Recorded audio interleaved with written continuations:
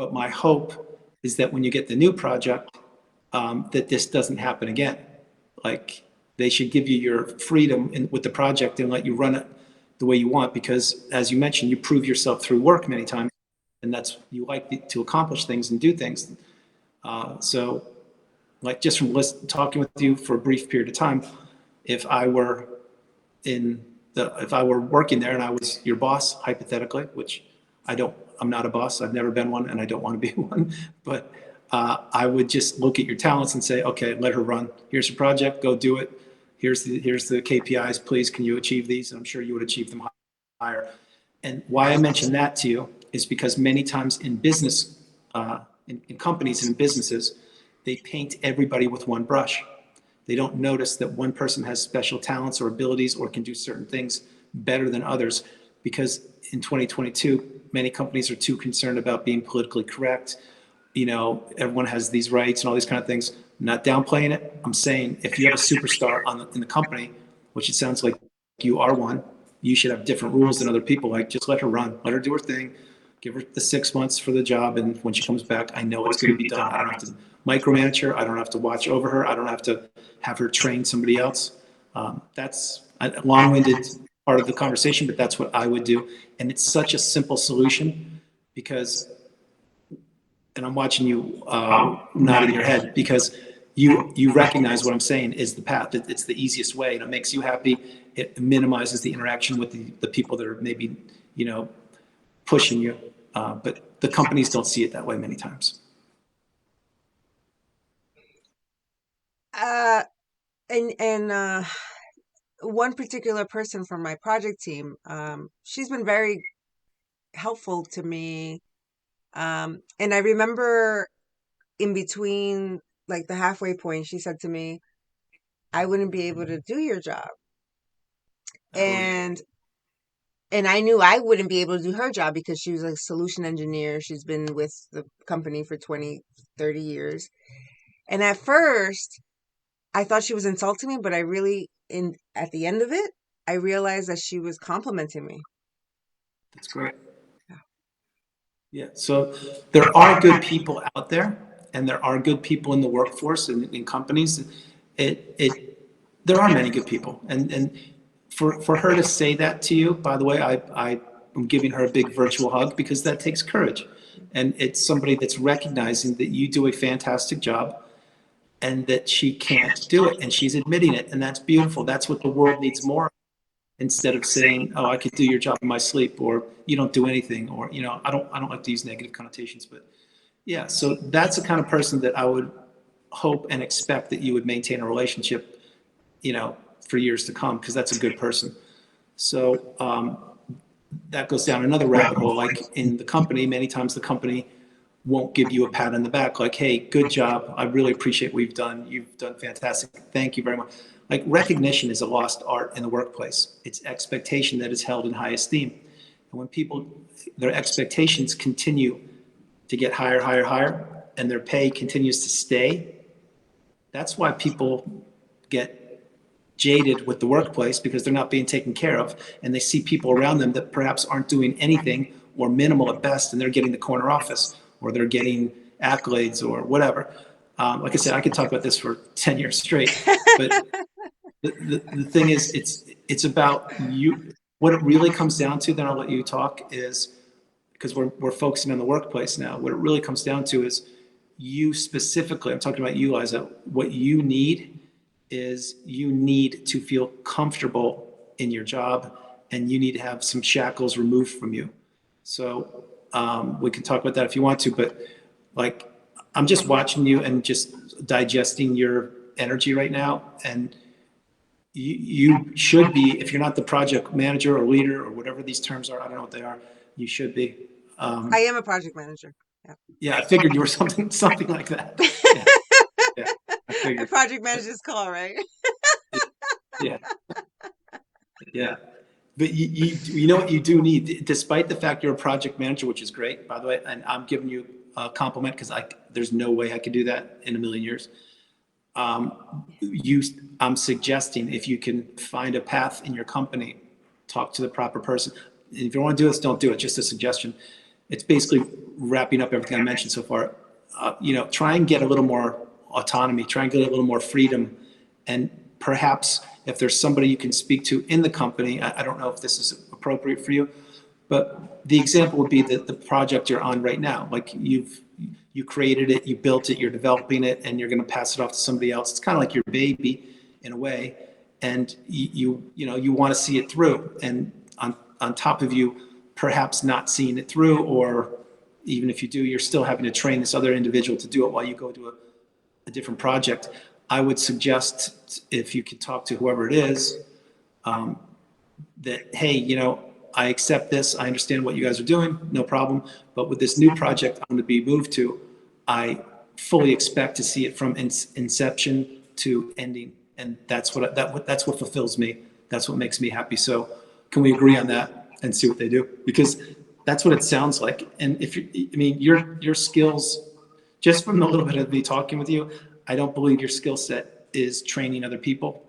I'm not saying you can't do it. I'm saying that you probably don't want to do it, and you want to be working on bigger things that fulfill you. So I'll pause there. And the thing about project management is that it's an enjoyable experience, even though it's like unorganized in the beginning. I like organizing stuff, like forming and storming and adjourning and executing, and that's why I got into it. Because I got out of operational work, because I know what that's like. Yeah, I'm pretty much like a facilitator, an icebreaker, an organizer, but I don't really pump myself up. And this is why we're like back to the whole narcissistic thing. Like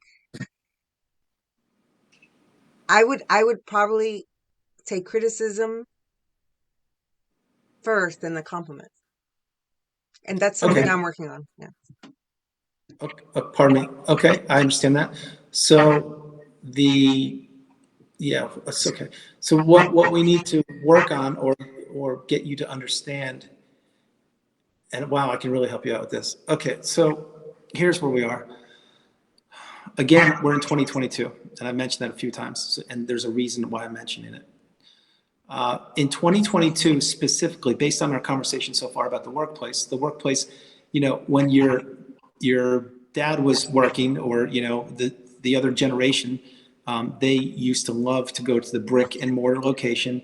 They would have their pension, they would have the 401k, whatever they did. They got 2 weeks vacation a year. It was kind of like cookie cutter. That's what everybody did. You kept up with the Joneses. Joneses was the expression back then. I don't know if you know that expression, but okay. So that was then. This is now. And 2022 is completely different than your parents' values. I'm just using them as an example. You can say my parents. The point is, the world is changing so fast, and I know you know that, but I'm going to illustrate it with you. The brick and mortar operations, like a company, like going to work every day to whatever location it is, and you punch the clock, or you don't do that anymore. I guess you use a time card, or you swipe a badge, whatever you do, all these things. Okay. So when you do that personally for me, I don't like doing it, and I have to. I'm just going to throw that little tidbit in there. I think it's ridiculous. I think as long as you're putting your hours in, and you're on the property, we're not in high school. They should just let you. Believe me, I don't want to talk more about that, but it kind of makes me feel like I'm just I'm not a human being. Let's put it that way. But 2022 is huge because many people, myself included, and I think I can help you also. If I think I can help you, but many people are doing side hustles or doing different things on the side, and I'm a prime example. I go to my 9 to 5. I do that when I get home. I go for a walk if I can, if it's not raining, or I eat a little bit of food, which is what I did, and then I take sessions every single day, and I love it. It's my calling. It's my moonshot. It's my passion. It's what I'm meant to be doing, and I know that. But it took me a long time to figure it out. And why I'm saying that is because there are many people like me. And if you have a side hustle, then you're included too. And I'm sure you have ideas. I don't know if you're doing them yet, but you did start a YouTube channel, so that would that will make you just like me. Why I'm saying that is because now in this year, 2022, of social media, of people, again, like I'm just giving you real life examples. Like I don't watch the news, I don't watch sporting events, I don't watch Netflix, I don't watch anything. What I do is I create content and consume content from people that I value and people that can educate me. And that's what I do sincerely every single waking minute of my life if I'm not exercising or having a session like this. That's what I do, and I choose to do it. The reason I'm saying that is because in this modern age we're in, you need to brand yourself and you need to do things that benefit you and separate you from the company that you're working for. Now, I'm not suggesting quit your job tomorrow, anything like that. If it fulfills you and you're making money, that's beautiful. That's a dream come true. However, there's no time like the present to start doing something else. The term, people call it side hustle, whatever you want to call it, transitioning into your passion, whatever you want to say. But if you don't get out there and do things and accept the recognition for the great job you've done, I'm talking about you now, not me. Accept the recognition for the great job you've done and be open to praise and accepting gratitude, then you're not going to change. And I believe that personally, like I said, just from speaking with you on this call so far, that's a big place where you may want to begin. Like, look at the bright side of your performance and recognize how valuable you are and put yourself first and understand that, wow, I do a damn good job. And the coworker that told you that they couldn't do your job, that's an illustration of how well you do your job. So tell me. So for me, the YouTube and the core writing, they're just outlets. And because I don't get paid for it, that's why I don't hesitate. So with my job, Okay. I hesitate because I'm getting paid for it. So, Understood. so I mean, I don't particularly see myself making my hobbies into my work. Um, but I understand, like, in corporate America or wherever, a corporation, they stack you up against a team of people. So they have to. And then there's performance reviews, and then there's if you think you're good enough, and that's where I found you, because you made a video about, I think, literally 5 days ago. You are good enough now, then, and always. That's where I found it. I was like, I love him. Thank you. That's very nice. But all this time in my 40 plus years of existence, I was like, no, I'm not good enough. I get it. But it's exhausting. It is. Okay, beautiful. So we'll just talk about that for a minute. So again, I'm not a therapist or I know. I know. a doctor or any of that stuff, but I can assure you I know more than most doctors do about narcissism. And if you are recording it, yes, I do mean that. Mhm. So having said that, let's go down this road for a minute. And it's another thing that I had to do for myself. And I just got off a call before I talked to you, before I'm speaking with you. And I recommended this. I suggested this also.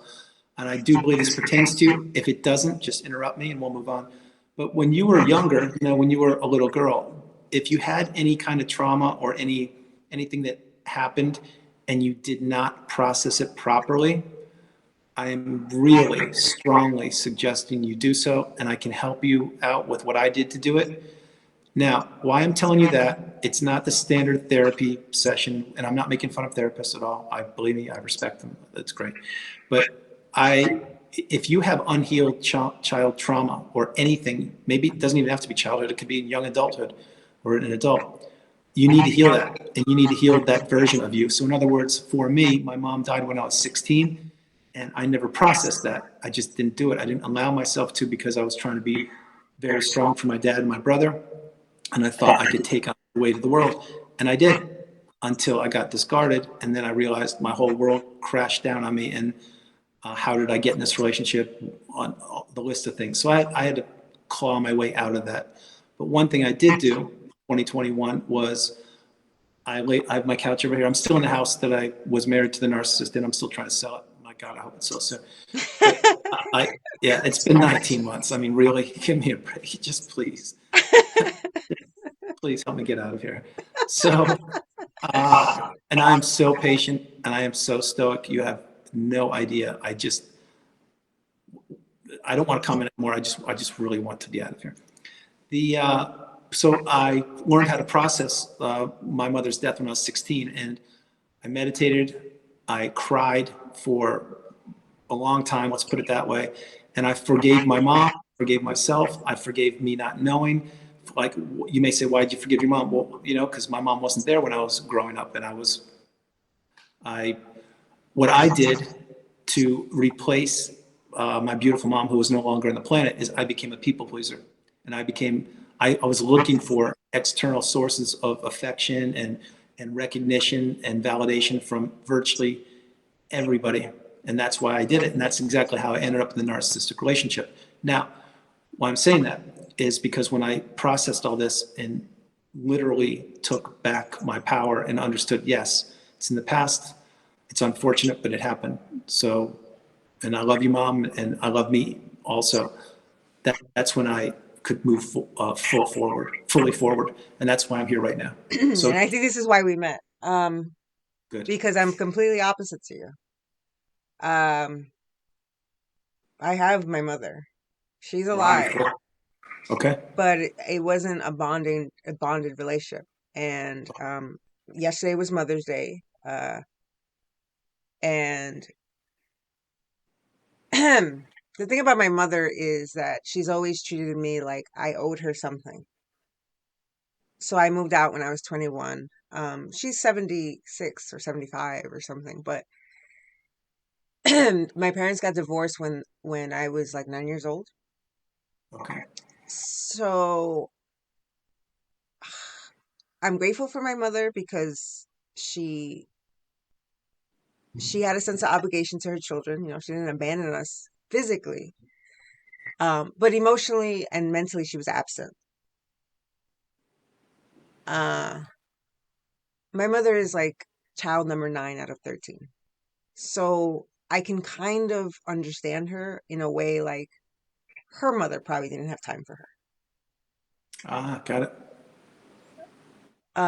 But I admire people who love their mothers. So I was married to someone who lost their mother before I met them, right? I was with him for a decade.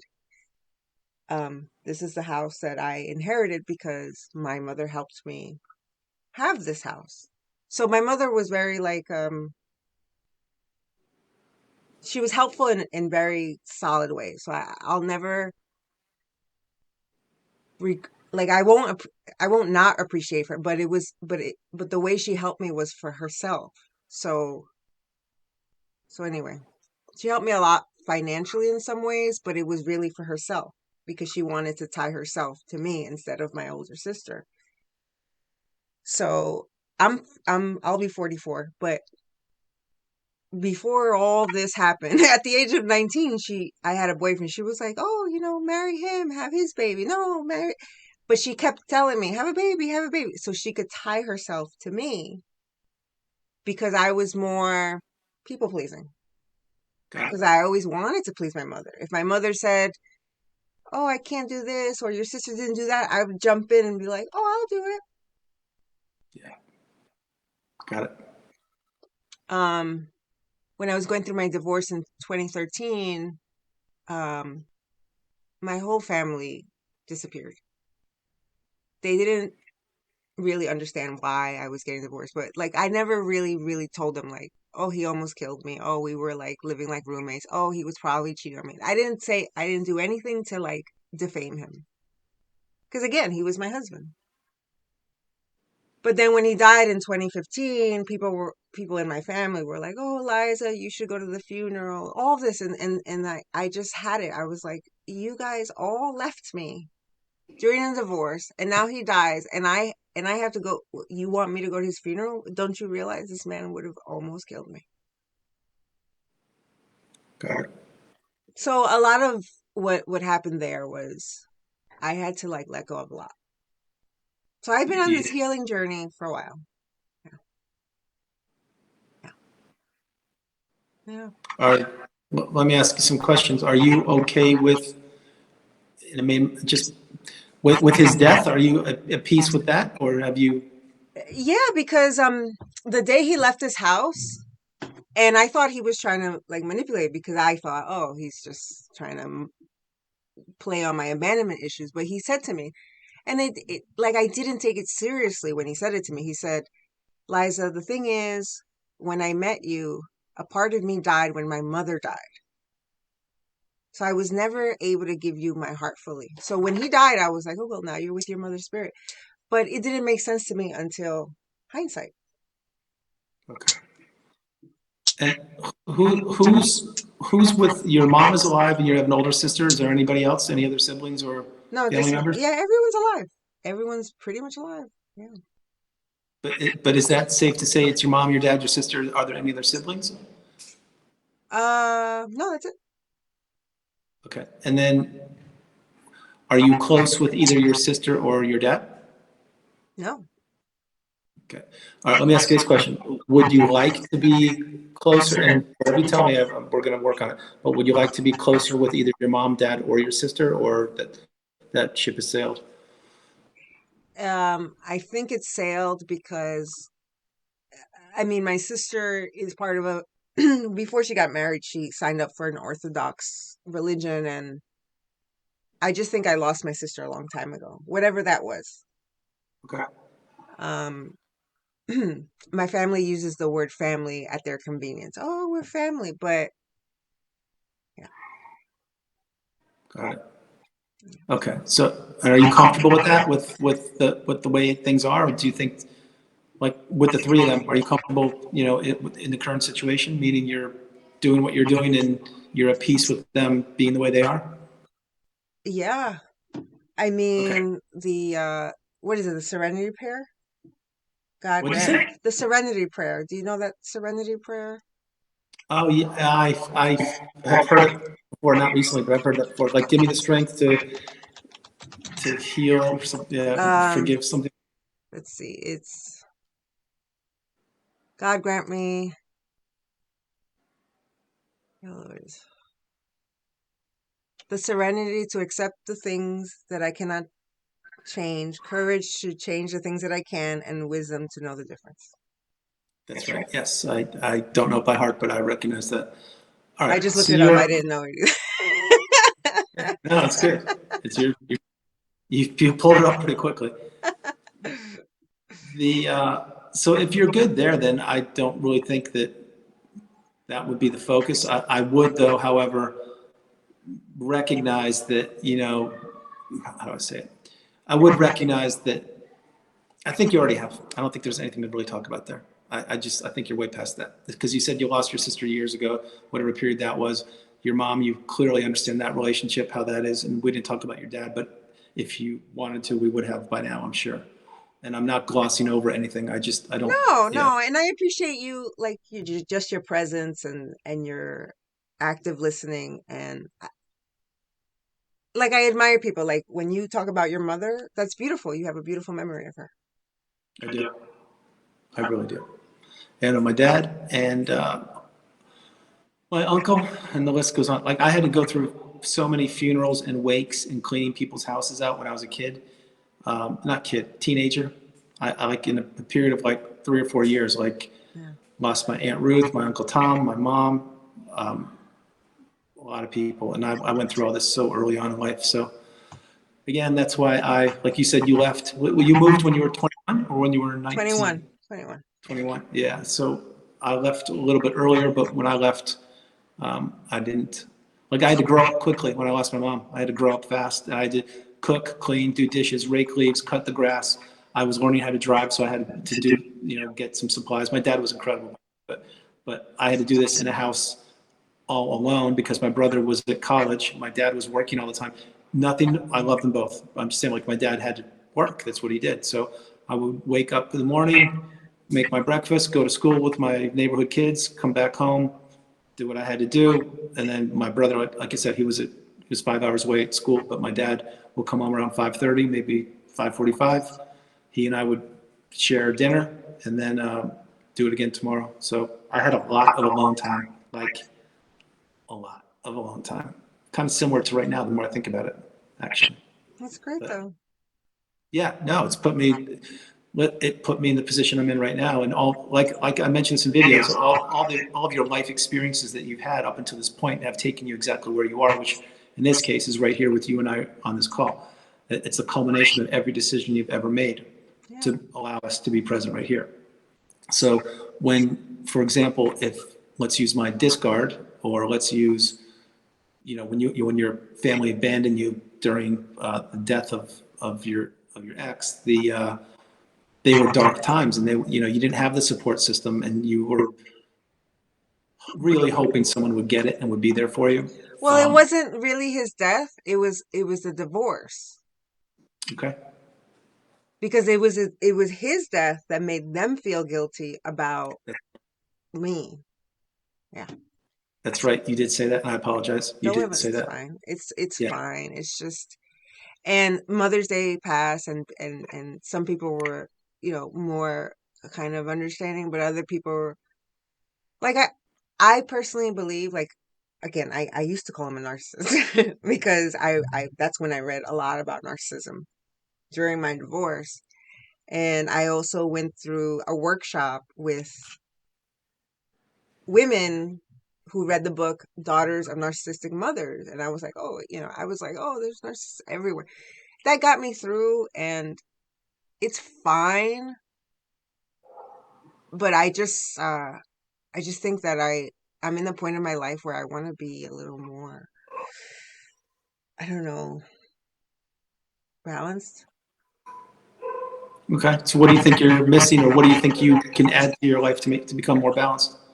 I tried speaking to my mother the day before Mother's Day to like wish her happy Mother's Day, but then it was a calm conversation because I hadn't spoken to her like in a year or so. Okay. But even though it was calm, it hit me like she was still asking me for things. Got it. She was like, "Oh, I need a new phone. Oh, can we visit? Can the nephew come over? Can you do this? Can you do that?" And because I didn't want to fight with her, I said, "Yeah, yeah." But then I realized the next day, I'm like, she's still the same person. I understand completely, but I want to talk about this for a little bit. So, when she's like, she mentioned that she needed a new phone. Is that because she knows that you have the resources to do it pretty Well, quickly? oh yeah, I mean, I've sourced her phone for 10 years. Yeah, got it. Okay, so she's seeing you as, in that case, where I'm talking about that case, but she's seeing you. Hey, it's great to see you, but by the way, I could use a new phone. Like what she can extract from you instead of the substance of the conversation, which is what you were hoping to have. Sit down at the kitchen table, have a cup of coffee or tea or lemonade, and just try and rebuild the relationship, or at least talk on a level playing field. And she was more concerned with tangible assets than talking. Yeah, I understand that. So, yeah, she's not going to change. I know it's unfortunate to hear me say that, but these people don't change. They just don't get it. Like they're. I'm not saying your mom's a narcissist. I'm just saying people in general. Yeah. They, she was number 9 out of 13 kids, and you said something very important, that you believe perhaps she didn't get as much time from her mom as she could have, and so Right. she kind of passed that down. So, And the irony is that she grew up on a farm. So my grandmother had 10 females, 3 males. 2 of them passed away, and most of the females were treated like cows and the males like bulls. I mean, I hate to be so harsh, but mhm. it was like, who is going to take care of the farm? Who is going to take care of it? So I understand like the concept, but that was passed down to me because if you're telling me at 19 years old, oh, you should just have a baby, who cares if he doesn't want to marry you? Who cares if you get a college education? Who cares if you work? None of these things mattered to her because I understand that where she came from. Got it. That's great recognition. I understand that. Yeah. Wow, that's real. Let me ask you a question. I don't remember. What state are you in? New Jersey, You're in New Jersey. And is that where you're born and raised? New York. I was born and raised in New York. I've been living here like 11 years. Got it. Yeah, yeah. Okay. Okay. Yeah. Okay. But Costa Rica So looks really beautiful. Like in your video, it looks really beautiful. let me tell you something about that. I'm going to tell you something. So, as you know, or if you don't, I'm going to tell you. Like when I shoot a video, it's one take, one shot, and however I look is what I do. I'm not. Yeah, I I, know. I, I try to look as good as I can, but whatever I do, what I do. But this time of year is magical, like because it's the rainy season, Yeah. and like the video I shot not today, but I think 2 days ago, I was out at the rancho and behind me, like I didn't even realize it, but it is growing, like the beautiful green trees and everything coming up. Yeah. It's remarkable. I haven't because it hasn't been rainy season in about 4 months, so maybe longer. But yeah, this country is beautiful, absolutely amazing. I've always Uh, wanted to go there. My parents are from Ecuador. Yeah. oh yeah, Ecuador. Okay, South America. Yeah, I know a good amount about South America and Latin America in general. Yeah. The I was going to ask you something about your job, your workplace. The when does this project end, and when do you begin the new project? It ends this Friday and I begin Monday. So, And how long is the life expectancy of the project usually? see, that's the thing. It's unpredictable with this place because this project that I'm on was supposed to be a whole year. So, that's why I'm unsure. So I'm looking for outside. I'm applying to other jobs. I'm getting a lot of requests to probably interview. But yeah, I mean, I'm grateful that I was transitioned instead of kicked out. But yeah. So usually a project is 1 year, and in this case, it's going to end in about 5.5 months, and you're going to start a new one with the expectation that it will be a year. I don't know what the expectation is. How long have you been working for that company, if I may ask? Um, Early January, so 5 months. Got it. Yeah. Got it. And then is it hard? I'm guessing it's not hard for you to get work. Is that right? It's pretty easy for you to get work. Um, yeah, I went on topresume.com and they redid my resume, so like my resume just looks good, and I think that's what it is. Somebody Okay. rewrote my resume. Okay. Yeah. Got it. So, do you see yourself working in that job much longer? The exact one, excuse me, that you work for right now? I don't know. I don't know what I see. But you're actively looking for other jobs, is what you're saying. Yeah. Got it. Yeah. And then what about your YouTube channel? What did you said you have a couple hundred followers. When did you start it, and what was if I may Yeah, ask, what was? yeah, sure. So before this active one that I showed you, I had two others, but the first one that I had, I was pretty much using YouTube like as an outlet, but I get like Yeah. intimidated after 100 followers. Then I deleted two other channels. But I kept this one up because when I started it, it was just basically to reconnect with like the few people that I connected with and to like, I guess, capture back 3 years ago, my 17-year-old cat was like dying or failing in health, and that's the only reason I kept it up. It was like, okay, I'm not gonna do this again. I'm not gonna delete the stuff, but it was like therapy for me to hear myself talk. And then I Yeah. connected with other people and had conversations like these. So I didn't want to disappear. Like I always in the past, I've always acted from fear. Like I'm just gonna disappear and that's it. But I realized that it's been helpful for me to witness my progression. Excellent. That's great. So that's why you keep this channel going. The other one. Yeah. Yeah. That's exactly how I started my channel, and then you can always go back in time any point and see what you did. You know what? It just Yeah. it's very important. That's a good thing. It's been And helpful. Yeah. yeah, it is. YouTube is helpful on many different levels, of which one is to benefit yourself. Also, like you said, it's when I started my channel, I didn't realize that I would receive back so much more than I gave. I had Yeah. no idea. Yeah. Yeah, Yeah. I'm glad I it's found you.